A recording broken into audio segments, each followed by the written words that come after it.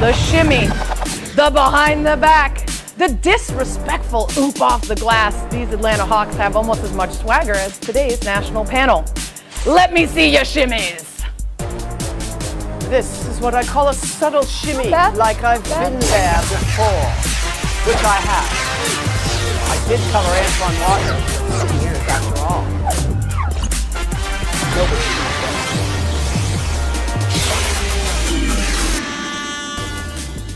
Sarah Spain here. I'm filling in for Tony Reale. He had to squeeze in an extra leg day before July 4th weekend.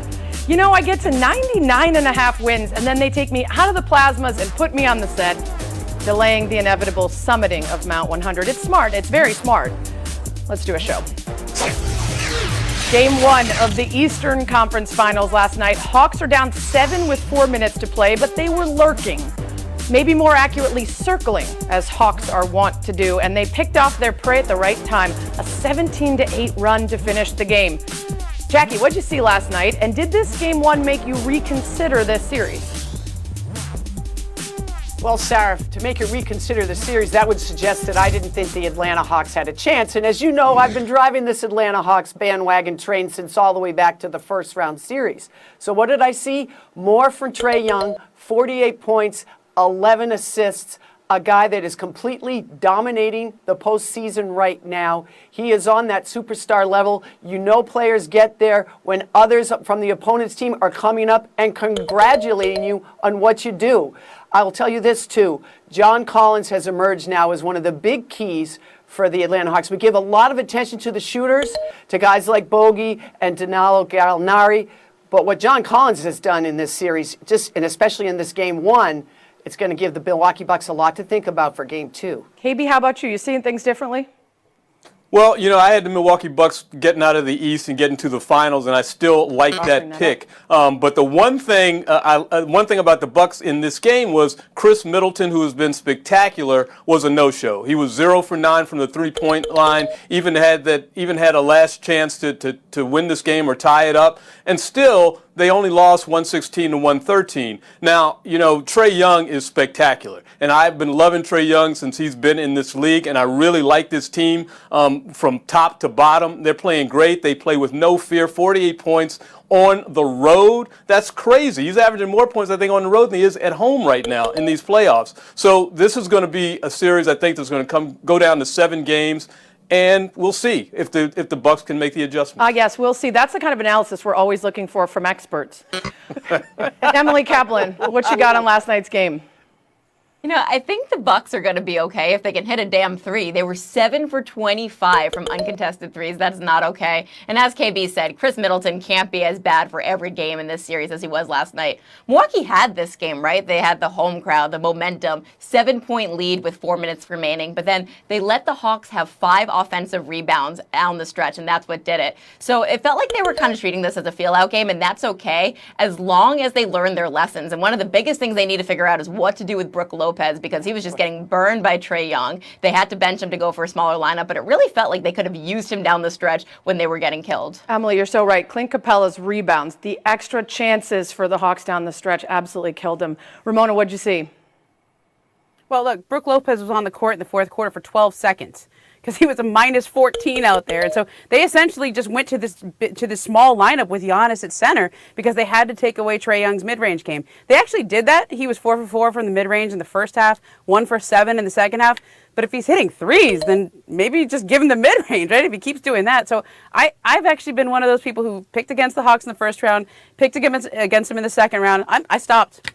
I'm picking the Hawks. Like, I can't tell whether I take away points for coming to your senses or, I can't decide. I'm going to give you a -1 for continuing to pick against them, but now you've come to your senses.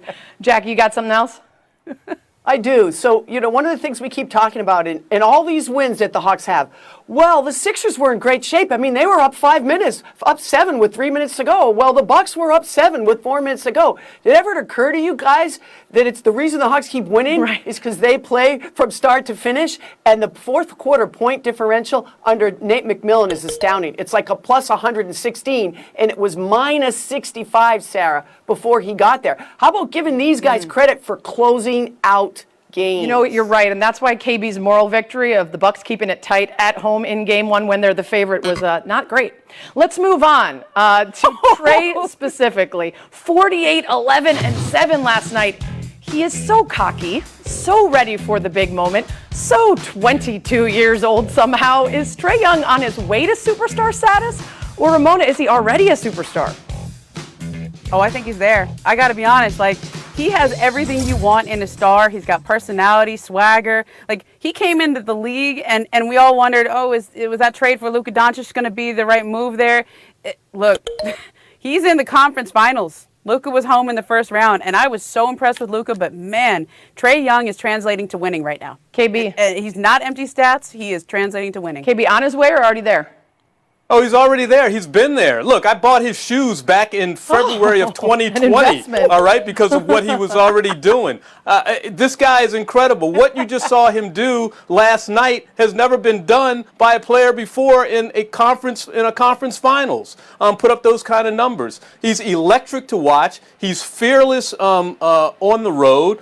He enjoys it. He even said that he liked playing on the road in middle school because he liked the fans to get on all the way back in middle school. And you can see that he carries his team on his back. He is the new Steph Curry. Put that one down. In 13 playoff games, he's already averaging more points and more assists, a 30-10, than did Steph Curry in his There's first that 13 expertise. playoff. That's what I'm looking for. Hey, great nugget about Trae Young in middle school. Where'd you get that? Do you know, Jackie?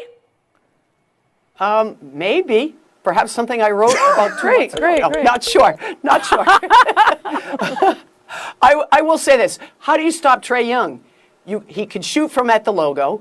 He can drive to the basket and hit that floater. And by the way, while he's driving to the basket and you think he's going to hit that floater, instead he's going to throw up the alley-oop for Clint Capella or whomever else.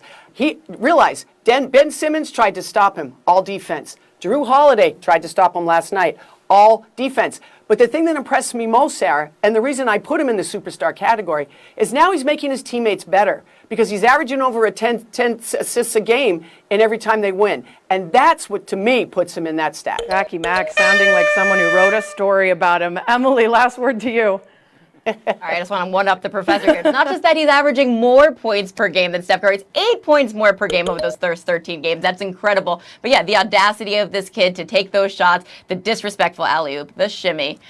He just does what superstars do. He can take over a game. You see that with LeBron, you see that with Luka, and now you do see that with Trae Young. So fun to watch. I'm loving this playoffs, the young superstars. Let's go to the Yo, West Iverson. now. We got Game 3 of the West Finals tonight.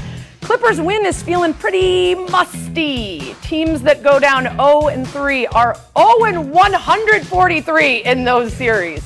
Clips have been down 0-2 twice already this postseason, though. In fact, someone on today's show didn't believe they'd still be around. I don't see that person in the plasmas, so the mute's gonna go to Emily.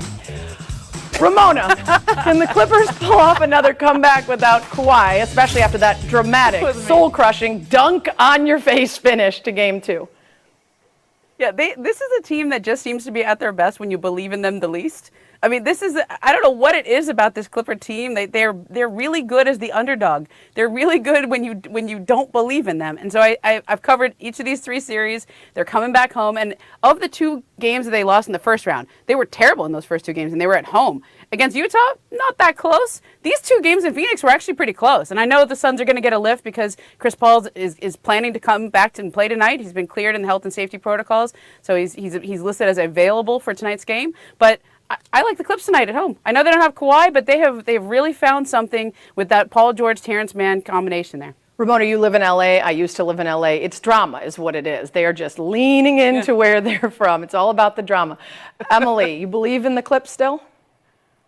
You know, what they haven't done in a series is dictated or set the tone. What they've been doing is reacting. And all of the players are like, it's fine because Ty Lue is Bill Belichick. He makes so much adjustments. But there's something even Bill Belichick couldn't adjust to. This team is gassed. Paul George specifically is so overtaxed with Kawhi Leonard out. Out of all of the players remaining in the playoffs, no one is averaging more minutes per game than his 40. And Ty Lue even admitted that he's fatigued. Maybe it's affecting his shot selection. Maybe, and this is just me editorializing, that's the reason they missed those 2 free throws. So yeah, of course, they've come back from 0-2 before, but it's a lot more hard. It's a lot more difficult when you're that tired. KB, I feel like you are the opposite of me. I keep saying I'm not going to let the clips burn me. I don't believe in them anymore. And you're somehow taking the exact opposite stance with the same logic. You're exactly right. I mean, up until now, I really refused to be Charlie Brown and let the host of this show be Lucy and the Clippers be the football. But this time, I'm running up full speed and I'm kicking. Why? Because they are getting back CP3. They had Cam Payne in his stead go for 29-9. He's playing with a high degree of confidence. And this is a team that just swept aside another team. So this is a different situation that the Clippers are running into this time. And I don't think that they're going to be able to get out of this 0-2 hole. No matter what you say, I am always Lucy. And I do often charge for my advice at a stand. So just keep that in mind. Jackie Mack, are the Clips out of this already? I'm just curious, Lucy, it used to be 5 cents. What is it? What do we got it for? It's $25 a minute. Yeah. Wow. All right, you're too expensive for me. Here are my concerns about the Clippers. Number one, they got outscored 60-30 in the paint in that previous game. I do not know how that happened. With Cam Payne as your starting point guard, instead of Chris Paul, Mr. Never Have a Turnover, the Clippers only forced 7 turnovers. And here's my third big issue. Marcus Morris has barely played in the second half of the last 2 games. Why does that matter? For one, he brings incredible physicality to this team. And number two, he's the key to their when they go small for that small lineup, which I think really benefits them against the Phoenix Suns. So I'm skeptical. Bill Belichick or not. Yeah, this is going to be a series that's going to matter a lot for who gets healthy and comes back. We know that. Well, that's going to go down as a all-time great segment of Around the Horn. I think it was the host, Jackie Mack, with an early lead. Maybe recovering from an early stumble, but it could all change quickly. Buy or sell is coming up next. Around the Horn is brought to you by Vizzy Hard Seltzer. A manager ejected, a GM calling said manager a con artist. But per MLB Commissioner Rob Manfred, the new in-game checks for foreign substances are, quote, going very well. And maybe he's right. In the 11 days after MLB owners were told the league was going to enforce the ban of foreign substances, the spin rate, strikeout rate, and walk rate were the lowest of any this month. The league-wide batting averages, home runs, slugging, and OPS the highest. So, is this the case of methinks they doth protest too much? Players were told these checks were coming. If they're not cheating, why are they so angry? Are they just posturing to set up what expected to be a very vicious CBA negotiation this offseason? Or are they right to say that these cheater checks are embarrassing for the league and not a good look for fans, especially young fans? KB, you're up. Well, if you go to the airport and you walk through the metal detector and TSA pulls you to the side and wants you to open up every bag you have and take off your belt, that's kind of embarrassing. So I can understand why these baseball players are embarrassed by the way this is going down right now. This is a big problem for Major League Baseball. You can roll out those stats, and that's fine, but it's not a good look, and they need to clean it up fast. Oh, did the rest of your family get checked as well because they were cheating? Maybe that's why. How about you, Jackie? Profiling. Listen, it is a bad look. I agree, KB, but I will also say this. My biggest concern would be if you got a pitcher that's really hot and the manager wants to get cute, he can say, I think he's doing something, and he stops the game, disrupts the rhythm of maybe your best pitcher, and affects the game. If I'm Rob Manfred, that's the kind of stuff I'm more concerned about. Cheating in baseball? I'm shocked. Absolutely shocked. Are you kidding me? They've been wrapping that baseball forever. Come on. Jackie, we'll let you know that they are able to use subjective decisions to punish managers who they think are saying something just to disrupt a pitcher. So there is a check and balance for that. Ramona, how about you? I mean, that was exactly what Joe Girardi was trying to do to Max Scherzer that day. Max Scherzer was dealing, so he had him go check his hair and all that. Look, have you ever seen things in baseball where they have like a quid pro, they do something and then they retaliate? Have we seen this before with getting hit by the pitch and somebody's, I mean, you're just setting up another one of these situations. But Ramona, these are written rules. These are written rules, and they were told in advance they were coming. I'm curious as to why they are so angry if they know they're coming. And if they're not cheating, Emily, why are they dropping trow and throwing a fit? Yeah, okay. So just like imagine you've never watched a baseball game before and you're like, oh, I'm going to go tune into the Oakland A's. And then all of a sudden you see a pitcher walk up to the mound and drop his pants. You're like, This is not what I signed up for. No one wants MLB After Dark. This is a clown show. But this is what happens when you have something that's been happening not just for years, but for decades. And all of a sudden the commissioner says this is so important, we must address it now. No, that's not what leadership is. You don't do this in the middle of the season. It's become, like I said, a clown show, and they should figure this out in the offseason. I have so much to say, but we have to move on. USA Women's Olympic basketball roster has been announced. Sue Bird and Diana Taurasi joining Teresa Edwards as the only basketball players in U.S. history to play in 5 Olympics. 6 newcomers on the team, Nneka Ogwumike not one of them, which has many questioning, again, the selection committee, potential UConn bias, and a lack of transparency in the process. Ramona, you got a problem with how the team was selected? Yeah, I've had a problem with how the team was selected for a while here. Nneka Ogwumike was league MVP. She won a championship. She's the only WNBA MVP not to be on an Olympic team. I have no problem with Sue Bird and Diana Taurasi being on their 5th Olympic team. They earned it. But so did Nneka Ogwumike, and the whole process is supposed to be that you go through, you show up to the team camps. Nneka turned down money overseas to play in USA Basketball on their tour a couple of years ago. She was the MVP of that tour. The idea is you put your time in, you show up when they need you to show up, and you get rewarded with that with that spot on the Olympic team. They're claiming that her injury right now, she's got a PCL injury in her knee, makes it so they can't put her on the team. She's supposed to come back next week and start working out. She's going to be cleared in plenty of time for the Olympics. That doesn't hold water. Yeah, Diana Taurasi's got an injury too. Jackie Mack, what do you make of this decision making? Well, you've just nailed it. Diana Taurasi has a serious injury and she's been out for quite a while. So it does seem a little mysterious to me. My biggest problem is what you said, transparency.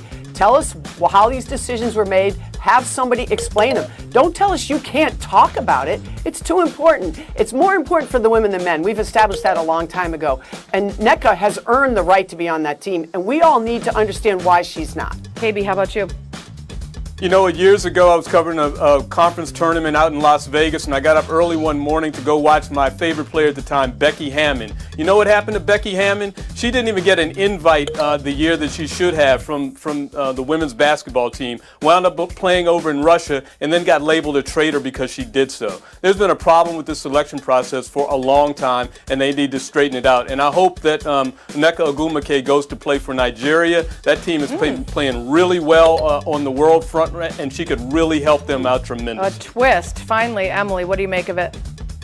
Jackie's bang on. The big issue here is transparency. You can make a decision, but explain your decision. The only person to talk publicly about this from USA Basketball is the coach, Dawn Staley. Guess what? Dawn Staley had nothing to do with the selection of those on the roster. Instead, we're left just reading Devereaux Peters' tweets where she's claiming that for years there's been corruption and favoritism towards UConn players. And you know what? That's all I see, so that's what I believe. Yeah, shout out to Devereaux Peters for spilling the tea and causing us all to have a more important conversation than maybe we were having before about all this. Speaking of conversations, Jackie, KB will be having more of them. Emily, Ramona, see ya. Bye, girls.